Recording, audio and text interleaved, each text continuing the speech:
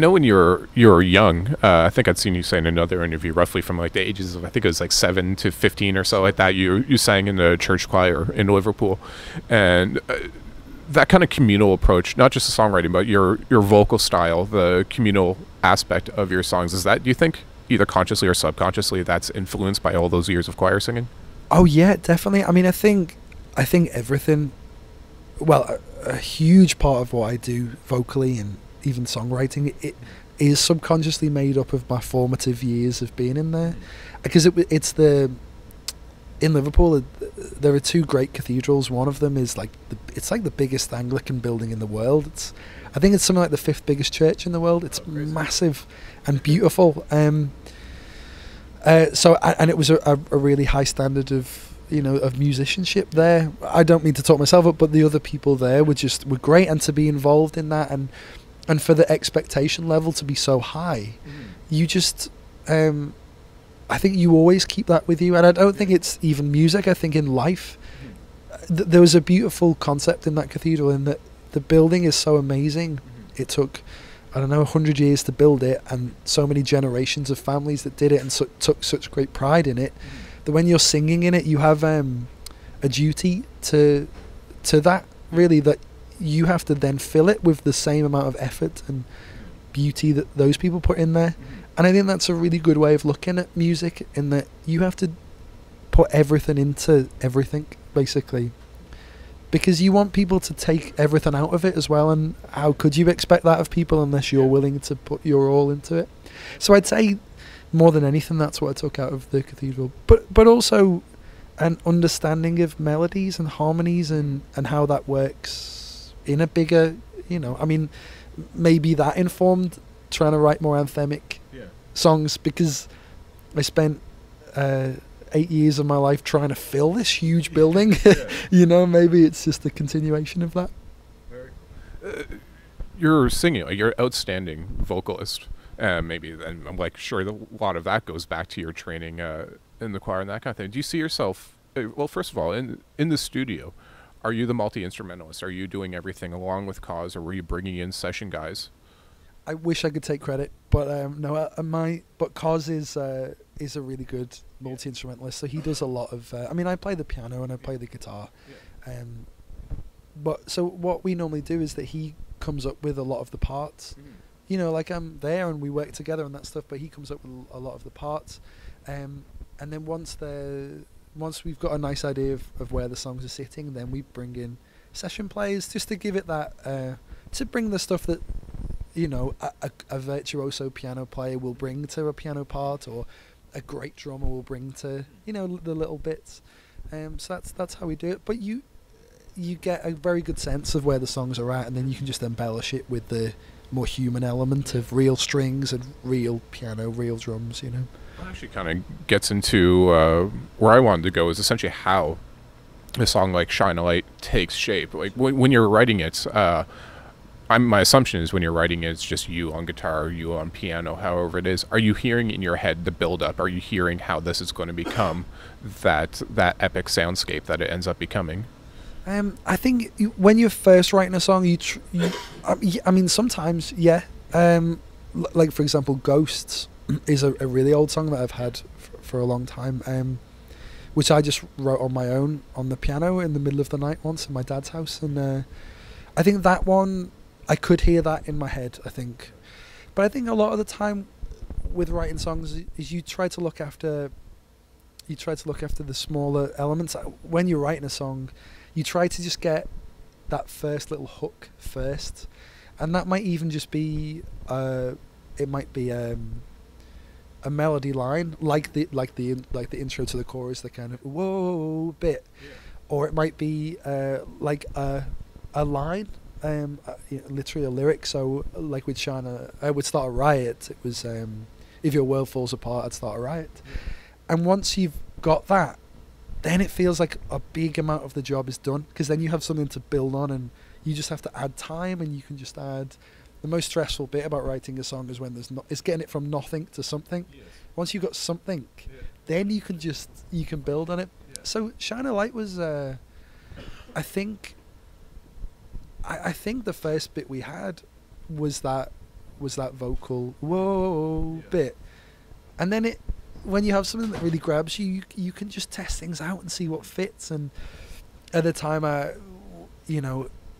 was a long way from home. Obviously, I was in Canada, and I didn't really know many people in Toronto, and it's hard work. Writing songs is emotionally quite hard work, and you can feel quite lonely, I suppose, especially when there's labels involved and there's quite a lot of pressure. So I think the concept of Shine a Light came out of that slight desperation and homesickness. But like I say, when you're writing a song, it really is just getting that first hook. It always feels like once you've got a good chunk of the chorus done, that feels like it's the song written, because then you just need to add time to it, and it will come eventually if you just work at it and polish things up. It's just that initial inspiration that's the tricky bit, really.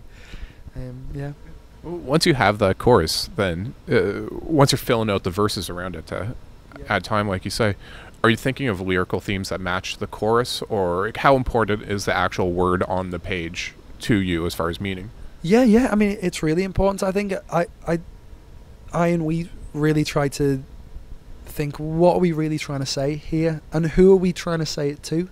I think is a huge part of it, because you want to speak to your experiences and you want it to be a personal song for yourself, but you also want people to be able to relate their experiences to it as well. So I think sometimes you don't want to be too specific with things, and I always worry about when people say, well, what's a song about? You always kind of want to say, well, it's about whatever you think it's about, because you don't want to say, you don't want that song to mean something to somebody, and about their experience. Maybe that's about breaking up with their boyfriend or their girlfriend or whatever, and then you tell them it's about something completely different, and it's kind of like, oh, right, so I think it's about finding those universal subjects, but it's also about making it personal to yourself, because you can't lie to people either. You have to feel it. Like I say, if you want people to feel something, you've got to feel it first. Interesting. How long has it been that you're based here in Toronto permanently now? It's been off and on for about a year and a half, maybe 2 years. But I've had an apartment in Toronto for about 6 months now, 7 months, which is nice to have my own bed, my own bathroom, my own closet. And so then, I'm not sure if that's, I guess, enough time to properly gauge or formulate an opinion of what I want to ask about. But within Canadian music, within the Canadian industry and Canadian artists, there's the ever, I guess, ongoing debate about government support for the arts, whether it's the various grants programs and that kind of thing, CanCon regulations, and that there is quite a lot of government support intervention, when you want to call it, and some people argue against that. Some people say it's not enough. Some people think it's a great, and especially once you start comparing it to a system in the UK or the US and that kind of thing. So there's always that internal debate in Canada about that kind of thing. But I'm interested in being an expat who's now here in Canada, kind of seeing the inside of the Canadian industry, but having that outsider perspective. What's your general opinion on support for artists in Canada? Yeah, I think there's a couple of ways to look at it, really, and I think both are as valid as each other. One is that, first and foremost, it's brilliant that the Canadian government and Canada is so receptive and supportive of arts, because quite often, and certainly in England, the first thing to go in cuts is arts, So I think it's brilliant that Canada is so driven towards creating a national product, basically, which I guess is what it is. And it's amazing that they understand how important arts are, because without music, what are you left with? You're left with a lot of snow and rain. But and then the other side of the coin is that, like, there is a little bit of a feeling. I think good music will always win through. I think, and I think the danger is when I think you can overfund something. I think labels, for example, can just take funding for artists that aren't amazing or aren't particularly going to sell, and they'll just take the funding. They don't need to. They don't need that artist to sell, so they don't need to work it as much, or the artist doesn't need to be as good.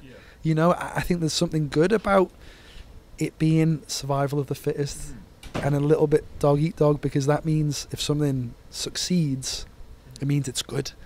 You know, it means that it's sold records and that companies can survive because they're selling records.